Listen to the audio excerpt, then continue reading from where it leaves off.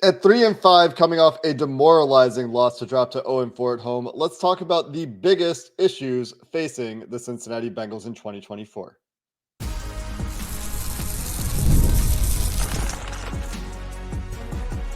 You are Locked On Bengals, your daily Cincinnati Bengals podcast. Part of the Locked On Podcast Network, your team every day. What up, Bengals fans, and welcome to another episode of the Locked On Bengals podcast. I'm your host, Jake Liscow, along with your host, James Rapien, here on the Locked On Podcast Network, covering your team every day. Today's episode is sponsored by PrizePicks, where you can get $50 instantly with promo code LOCKEDONNFL when you play your first $5 at prizepicks.com/LockedOnNFL. Welcome back to the Everydayer. Shout out to those of you who make us your first listen. We appreciate you all so very much. And if you're new to the show, looking to stay up to date on all things Bengals, including where they maybe need to make some changes, which is going to be a conversation that we're probably having on and off for the rest of this season at this point, the way things have gone. Well, you're in the right place. We'll also celebrate the things that are going well, talk about the things that are going well, and what exists for hope for the future, of course, when we have cause to do so here on Locked On Bengals, as we try to keep that balanced perspective on what's going on with that football team. James, today we're going to talk about some of those biggest issues. And from my perspective, from what we've seen from this team so far, 8 games in, 3-5, losing close games, losing at home, losing to teams with winning records. We've said several times on this show, at some point you are what you are. I think we're at or past that point. But you can take it a step further and actually dive into, okay, what are the core issues really facing this team? Yeah, I think a couple of things. One, I'm not in the fire everybody, get everybody out of town, the season is over realm yet. I'm just not there. And I think people should be reminded that's the least important game of the next month that they lost on Sunday. And you weren't aware that I was going this angle, but I'm going to start with this angle because I think people need to hear it. Of any of the games in the next month between now and the bye, that was the one that they should have lost. Now, does it feel great? Does it look great? Did I want to come on and talk about 3-5 and all of the issues that led to a second half meltdown in a game that should have been a shootout and went down to the wire and wasn't? No, it sucks. And we're going to go over all of the reasons why. But if there was a game to lose, it was that one. And it makes the hole a little deeper and the ladder's got to be a little taller to climb out of. I get all of that. But I just want to point that out. I'd much rather lose to the Eagles than lose to the Raiders, AFC team, Ravens, AFC team, Chargers, AFC team. And those last two are obviously important for playoff positioning because both of those teams are probably going to make the playoffs or be in the playoff hunt.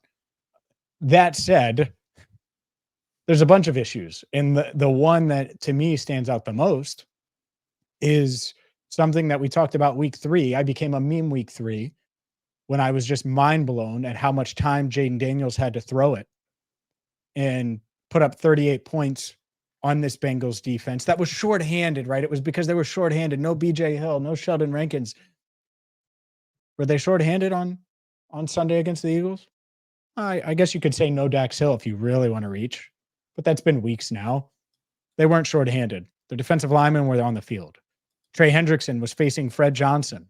Cam Taylor-Britt and DJ Turner and Mike Hilton were all starting. And you had your starting safeties and you had your starting linebackers and you had your defensive line rotation. And if Jalen Hurts didn't get on the flight back to Philly, he'd still be standing at Paycor Stadium, even though those the white logos are now orange again, and he would have plenty of time. True Media had the stat, 3 pressures. He was pressured 3 total times on the day. Pressured, not sacked, pressured. That can't happen. And that's my concern. I don't know how they're going to generate pressure with this group. And if that's the case and they can't, then they're going to make good quarterbacks look great and average quarterbacks look good. And that's a recipe for disaster, especially with the margin for error about this big. It's very razor thin, razor small. It doesn't really exist. Yeah, you can't see it. It's you need to get an electron microscope out to find that margin for error at this point. A few things you mentioned that I'd like to talk about. One, you talked about it being the least important game. Sure, that's true. it's the least important game if you had to pick one for them to lose. The problem is losing that first one doesn't preclude losing the other ones, right? No And doubt. we've seen that No from doubt. them going back to week one, going back to last year's early games before Joe Burrow got hurt. We were saying, we might look back on those early games they lost and regret it. And they did, even before Joe Burrow got hurt. We said that about the Patriots game this year. They got themselves in this hole early because they lost winnable games. They beat the Patriots. They're 4-4 right now. Still not great, right?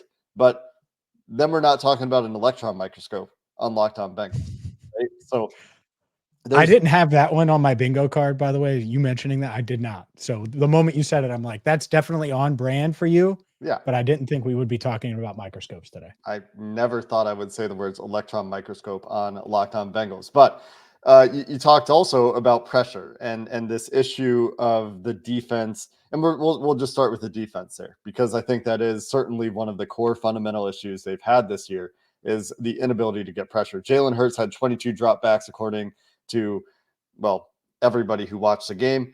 PFF charting is what I'm looking at right now. They agree with True Media's 3 pressures. And the thing there that goes into this is there's multiple issues. One, we talked up this matchup with Fred Johnson, who hasn't been a good pass protector on a consistent basis, although we have seen him at times show up throughout his career. That's a matchup that your superstar pass rusher should be able to win. And it's not like there was even a ton of help. There was some help for Fred Johnson going against Trey Hendrickson, but there are also highlight plays that we've talked about that are making tons of rounds on social media, where you watch a tight end handle Sam Hubbard one-on-one on one side and Fred Johnson run Trey Hendrickson 15 yards around the arc on the other side. And it's a play action play, and they're reacting to play action for sure. They're playing the run first. Fine. But this is emblematic of the entire game. They're just not getting pressure home on the few dropbacks that Jalen Hurts has. And we talked about going into the game, if they can slow down Saquon Barkley early, they should be able to exploit this Eagles pass protection on dropback plays. And they couldn't do it. And when they couldn't do it, Jalen Hurts was averaging over 11.2 yards per attempt on 77.8% completion percentage. Now, when he was pressured, he was also 2 of 2 for 34 yards. And that's 17 yards per attempt, but that's a very small sample size. Point is they couldn't get pressure home with their front four. And even if they had some pass rush wins, whatever the Eagles were doing schematically was good enough that they didn't matter. Okay? So that's one issue there. Then the other piece of this is, what's the answer from the coaching staff when you get into that situation? You can't expect any zone defense to hold up for like 4 seconds. And we've seen that multiple times. And that doesn't even go to some coverage bust issues that we had where players fell or reacted too hard to play action or were just in the wrong spot covering grass. The other thing is like, well, maybe we can blitz. Maybe we can do something different schematically than dropping 8 in critical third down situations and then not covering guys anyway when we can't get home. And they didn't find that counterpunch, that adjustment on the defensive side of the ball. And in fact, things just got worse for them as the game went on. And whether that's on the players, the coaching staff, development, the front office, and missing on draft picks. And here's a spoiler, it's all of those things. It's just unacceptable for a team that has a quarterback playing at the level they have in Joe Burrow, because Joe Burrow hasn't been the problem for this team. Even if he hasn't been perfect this year, he's the thing trying to keep this team afloat. And so you can start on the defense, and that's where we started here. And a big problem is pressure. The secondary to go with it, also not holding up their end of the deal. But it's a whole package. It's an organizational failure right now, and it's endemic to every level of this team we're going to talk about. Yeah, I think it all ties together. And some of these problems, a lot of these problems, are things we were discussing in April, May, March, but April, May, June, July, when you were in town for camp, after you left town for camp with McKinley Jackson going down, for example. Like we've talked about him. So let's go there next, because the front office certainly ties in. We were worried about the pressure coming into the year. We were worried about some of these things, depth in key areas. So let's tie the front office in, and we will do that coming up next. Today's show is brought to you by FanDuel. FanDuel is America's #1 sports book. And right now, maybe you're bullish on the Bengals riding the ship, getting to 4-5, beating the Las Vegas Raiders. Marvin Lewis is the associate head coach of the Las Vegas Raiders. They have 2 wins on the year. The Bengals have 0 wins at home. Something's got to give. And right now, the Bengals are 7.5-point favorites right now over the Raiders. It started at 8.5, I believe, and dropped down to 7.5. The over-under set to 44.5 as well. So you can get in on the action right now with FanDuel. And they have all of the props, all of the same game parlays. Maybe you want to live bet Bengals, Raiders, or Monday Night Football, or the World Series. You can do all of that at FanDuel.com. And right now you can get started with $150 in bonus bets if you win your first $5 bet at FanDuel.com. Again, go to FanDuel.com, place that first $5 bet, and when you win, you'll get $150 in bonus bets. Again, that's FanDuel.com, America's #1 sportsbook. All right, James, I was on a soapbox there. You want to pivot to the front office, and I think that's appropriate. I think it's a core problem facing a lot of parts of this team. What direction do you want to take first?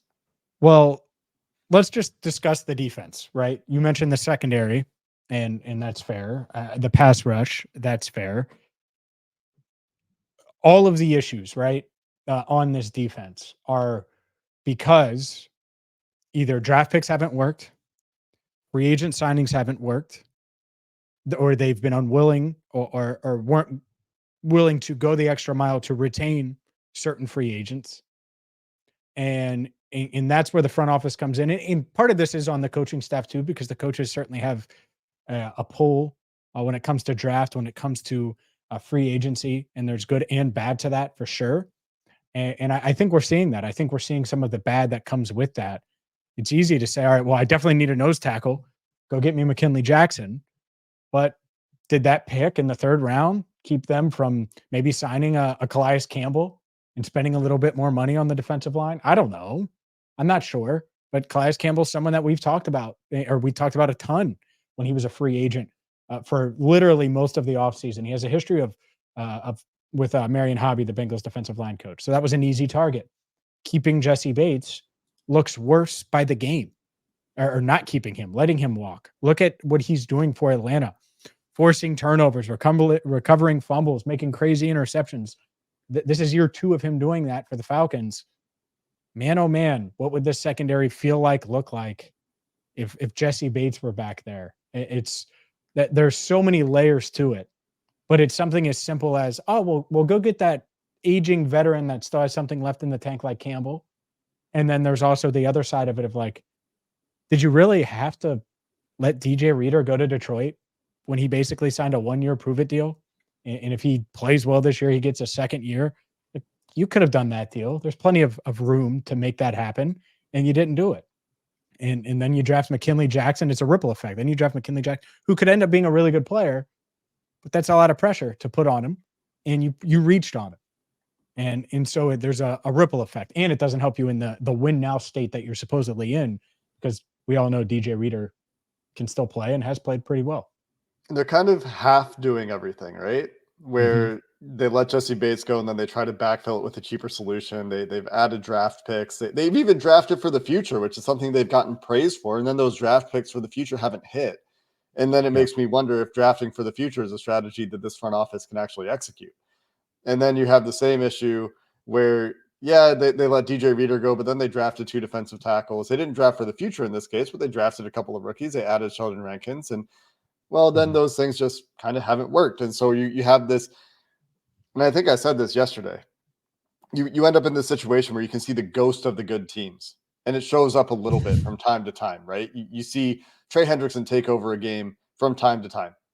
Or BJ Hill's he's actually played really well this year. It's nothing against BJ Hill. BJ Hill, when he's been on the field, has been good. But there aren't enough pieces around these guys. You'll see Mike Hilton fly off the edge or get downhill and blow up a screen or blow up a run play and do the things that make Mike Hilton great.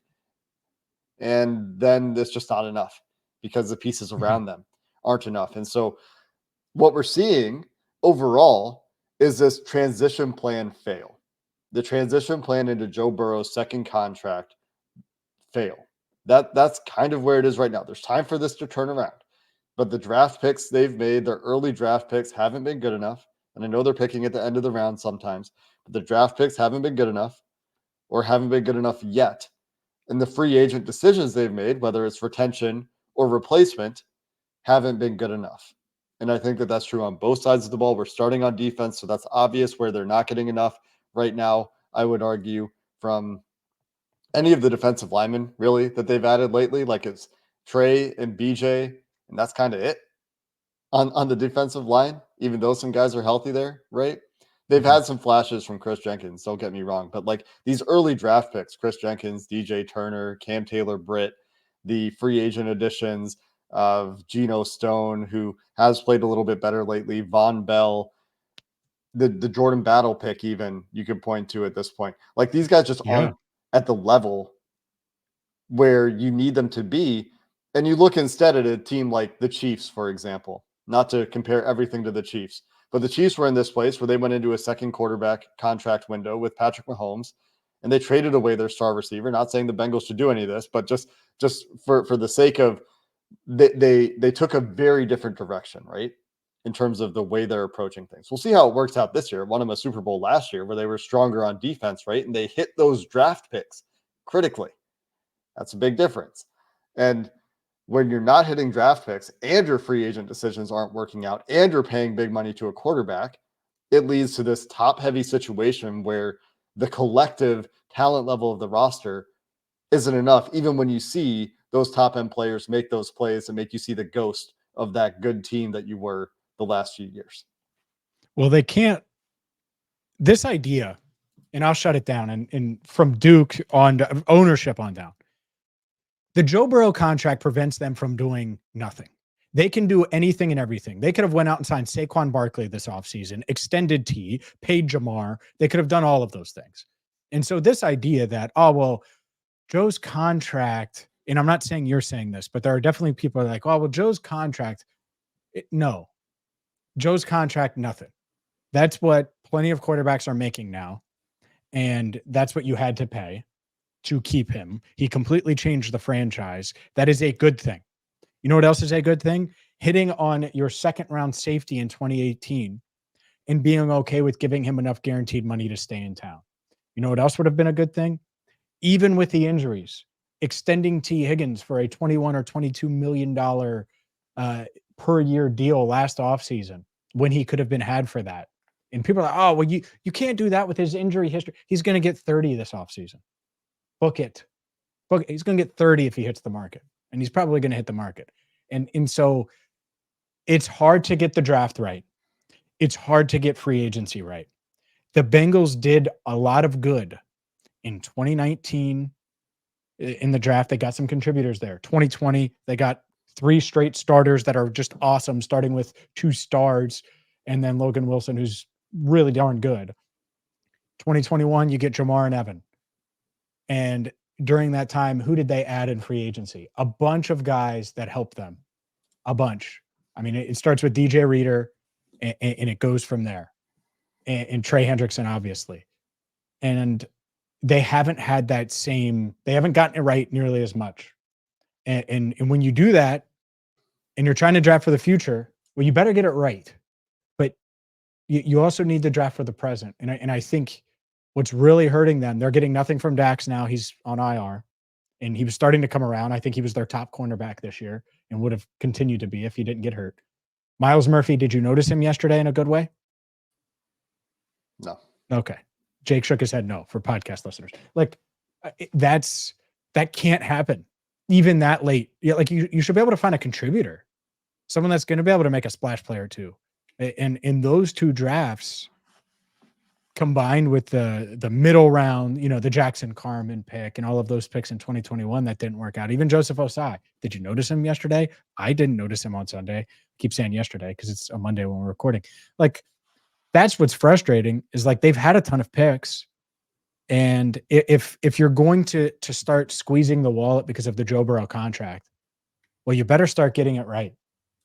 And it doesn't feel great right now from that perspective because they've had some good picks and guys that are promising, but they're either asking more of them than these players are ready for, or they flat out got it wrong in some instances. Or a guy like Amari Mims, who I think was a great pick, he's just going through some growing pains because he's a rookie. Like it's tough. And so that's the balance of what we're seeing right now, and the ups and downs and the inconsistencies. Yeah, and to be clear about this year's rookie class, like I'm not meaning to pile on Chris Jenkins there. If anyone thinks I'm doing that, he's a rookie. There will be ups and downs with rookies. I think Chris Jenkins has a bright future. I think he's actually a pretty exciting player. And I just wanted to throw in that little editorial note before we wrap up the show coming up next week. We also have to talk about the player development side of things. We have to talk about the coaching staff side of things, the offense, the offensive line, part of this, the run game part of this, because those are some of the big core issues facing this team as well. It's not all on the defensive side of the ball. We will do that coming up next. Today's show is brought to you by Hillsdale College. Time is our most precious commodity, so don't waste it scrolling through the same mind-numbing content for hours and hours. Can you spend your time wisely to improve yourself? Well, our sponsor, Hillsdale College, is offering more than 40 free online courses, including Constitution 101, the meaning and history of the Constitution, the rise and fall of the Roman Republic, and much, much more. All of Hillsdale's courses are self-paced so that you can start whenever and tune in wherever. Plus, you can go deeper with readings, quizzes, discussions, or just enjoy the lectures. Go right now to hillsdale.edu/lockedon to enroll. There's no cost and it's easy to get started. Again, that's hillsdale.edu/lockedon to register. hillsdale.edu/lockedon.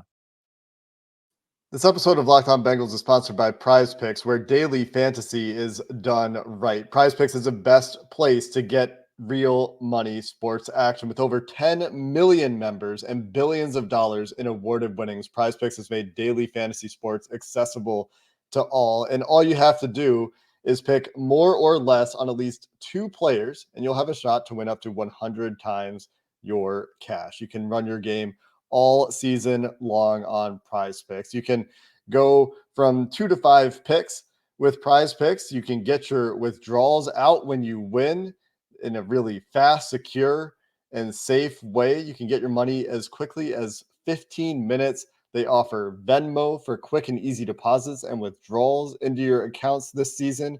And better than any of that, how easy it is that you're not going against tons of people trying to get as many entries in as possible using spreadsheets or just you against projections. Well, we've got a promo for you. You can sign up today and get $50 instantly when you play $5 with PrizePicks. You don't even need to win to get that $50 bonus. It's guaranteed. They've also got their weekly promotions that can lead to big payouts. Like every Tuesday, they run a Taco Tuesday promotion where their select projections discounted up to 25% to get even more value into your lineups. Right now, you can check out the PrizePicks app and use promo code LOCKEDONNFL to get $50 instantly after you play your first $5 lineup. PrizePicks, run your game. All right, Jake, let's dive into the offensive side a bit, because the offense is far from perfect. Far from perfect. Joe Burrow is playing at a really, really, really high level, and Jamar Chase is playing at a really, really high level. T. Higgins, when he's healthy, is playing at a high level, but they can't run block. Their run game has been pretty ineffective in recent weeks. And I'll say this, and Jay Morrison had this stat, BengalsTalk.com, shameless plug, had this stat before Sunday's game, and you sent it to me, and it's wild. But it shows how much the Bengals rely on wide receiver 2, which goes back to me saying pay T. Higgins like 5 minutes ago or whatever it was on the pod. They're 1-5 when he misses games with a hamstring injury. 1-3 in games he exits early with a hamstring. And let's just count yesterday. All right, so 1-6 when T is out with a soft tissue injury. They rely on wide receiver 2. And I look at it and I see Jermaine Burton had the nice 41-yard catch. Trenton Irwin had a 1 catch for 4-yard performance. Andre Yosavash had a 1 drop day on 3 targets, no catches. No production at receiver behind Jamar Chase, who had 9 grabs for 55 yards. They need a wide receiver 2 to be productive. It's just part of this offense. It's built in. And when they don't have T, maybe it ends up being Jermaine Burton, but right now they don't have it. And Mike Gesicki admirably filled that role of wide receiver 2 on Sunday as well, where he's essentially playing wide receiver in that game. And he did a good job. He was their leading receiver in a number of categories. Had an awesome game until the fumble, which comes when the game is essentially over. Still not a play you'd like to have, but was really good up until that point. It was a highlight reel kind of day for Mike Gesicki in that game. But despite that, there's a couple things there. One, yeah, T. Higgins is awesome. Two, it's probably an indictment of your offense if when you lose a player that isn't even Jamar Chase, isn't your top player. I'd be curious to see what their record is in games Jamar Chase has missed by comparison. I would guess that it's a little bit better, actually. I think it is better. Yeah. Which I think is probably a little bit more coincidence than anything. But it's probably an indictment of your offense when losing one player leads to that kind of record. What was it? 1-6 in games he misses, 1-3 in games he leaves early. So 2-9 overall in games that you don't have T. Higgins the entire game because of a soft tissue injury, specifically soft tissue injury. So I don't know if there may be some other injuries. This doesn't count. Yeah, it would be great if T could stay healthy. And there are some of you that are thinking that's why they can't pay him. That's why they don't want to give him the big contract, is because he misses time every game. But beyond any of the T specific issue, losing one player that isn't Joe Burrow and going 2-9 in those games is unacceptable.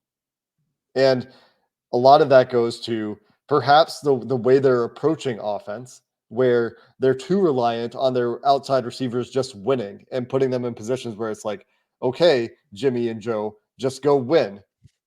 Like Jimmy's and Joe's X's and O's, if you don't get it. They're not the common complaint of scheming people open enough, right? Or Joe isn't trusting some of these other guys enough to throw it to them when perhaps they are open. See Jermaine Burton, where this guy just needs to be on the field more. You go look at what he did on plays he wasn't targeted, and he did have a bigger snap share. What was it, 23 snaps for the Bengals? Something like that on Sunday's 41%. Yep. Which noticeable uptick, needs to continue going up. I think he needs to, one, make sure he's on the same page, goes to the coaching staff and Jermaine Burton to get him ready and in position to make those plays, but clearly a more talented receiver than the other non-T Higgins options besides Jamar Chase, right? So need more from Jermaine Burton, need more from the offense in terms of finding ways to find plays that aren't just asking Joe Burrow to be Superman, Jamar Chase to be Superman, these guys to just win their individual matchups. So there's that. But the other thing that goes hand in hand with all this, right, is they're the worst run blocking team in the NFL. Probably. They've had a couple of games of success, but against quality opponents, the run game has been putrid. Yesterday, another example of that. Sunday, another example of that, where if they can run the ball in that game, maybe Joe Burrow doesn't have to be Superman in the second half. Maybe some of these drives where they end up in these third and long situations that Joe Burrow's consistently overcoming in that game, which is really hard to do, don't have to be third and longs. And the issues in the running game go to the kind of offensive linemen they've picked, where they just don't have athletes. They don't have strength on the interior with their guards right now. They're a little bit banged up, obviously, at tackle, where they're down a couple tackles. Cody Ford's playing a lot of that game. That really doesn't help things. But the roster construction of the offensive line, the schematic approach, the fourth down play design, like all of these things are also tied into the issues they're having on offense. That, like I said, it goes from the top down, right? It goes from the front office to coaching to the players. Yeah, I think offensive line wise, it's tough. It just is. It's tough. I mean, the Orlando Brown Jr. thing hurts a ton, but the interior, everyone's talking about the interior. I was never expecting them to be an elite run blocking group, but you want them to be competent. Can't be the worst. I've talked a lot. I've talked a lot about, I've talked a lot about big plays from the defense. This offense needs to have some big plays. They need to be explosive. They need to find ways to do that. And that's why Jermaine, this really is Jermaine's opportunity. And we can talk more about this probably on our next show. But Andre Yosevich has had every chance to grab that next wide receiver job, and it hasn't worked for whatever reason. All right, Jermaine, like, do your thing here and take advantage of it. And I think he did. I think he played pretty well on Sunday, and you need more of that because this team, it's such a pass first team that they really are going to set up the run with the pass. Like, that's just it. They're not going to run it a ton. You're hoping for some explosive runs in there. Obviously, that didn't happen on Sunday, but it's what they are. And that part of it isn't going to change this year, I don't think. Can they be effective and efficient on the ground? I think that's still reasonable to think, but I don't think they're going to be this awesome run team. So what can change? Well, T can hopefully get healthy. Joe can still put that Superman cape on. I think this offensive line can run block when Orlando is out there. But the thing that could be different is, man, if Jermaine Burton can just be this field stretcher that regularly gives you a deep ball and adds a couple routes to his game, and he didn't run just goes the other on Sunday, so maybe we'll be able to do that and make some plays. Like, that's what they need. Like, Mike Gesicki, he's not he wasn't signed to be your wide receiver 2 at any time, and he was supposed to help, but you weren't supposed to really run your offense through him. And he was great the other day, but you don't want to be in that position. And if you are in that position, it's because they're double teaming T and Jamar, and they're finding ways to take everything else away, and he's being guarded by a 180-pound nickel. Then you take advantage of it, right? That's what you want, not the, oh man, we don't have any other answers, let's keep going to 88. That's not a good position to be in, and that's why it kind of fizzled there in the second half. Among other reasons, right? But yeah, they didn't have a sustainable game plan, and it's frustrating because on the one hand, they got Jamar Chase on Nolan Smith on a play for a touchdown, and then on another play, they're running the same not orbit motion, like counter motion, whatever it is, with Jamar Chase, and Cooper DeJean just knows what you're doing, and so you have these tendencies where teams are sitting on certain things you're doing, and then other times you do see the innovation that you would hope to see from an offense and need these adjustments. So goes from a roster construction issue, a development issue, players execution issue, whatever it is, there's just a lot going on, right? We wanted to get to what they could fix midseason. We didn't get to that a ton in this episode, James. Maybe you're right. Maybe we can talk about that a little bit more tomorrow. We'll see what we get to in our next episode. Maybe that is a bit of a conversation around Jermaine Burton. But suffice it to say at this point, I think personally, and I don't know where you are, that the issues facing this team are deep and varied and multi-level, like I said, from players to coaches to the front office. Sure. No, I think that's fair. And what can they fix? How can they fix it? I agree. I think that can be the theme of our next show. Some of it can be fixed. And as I led off the show, I don't think the season is just over, but things need to be fixed in a hurry for them to climb out of this hole that just seems to, it's like the Dark Knight Rises, man. It feels like we're in the pit, and it's tough to get out of there. It's tough to get out of there. He does. Spoiler. We'll see if the Bengals can. Yeah, that's a big we'll see. Hopefully we're not talking about electron microscopes anytime in the near future on this show. Until next time, that's going to do it for this episode of the Locked On Bengals podcast. Thanks for listening, and have a good one.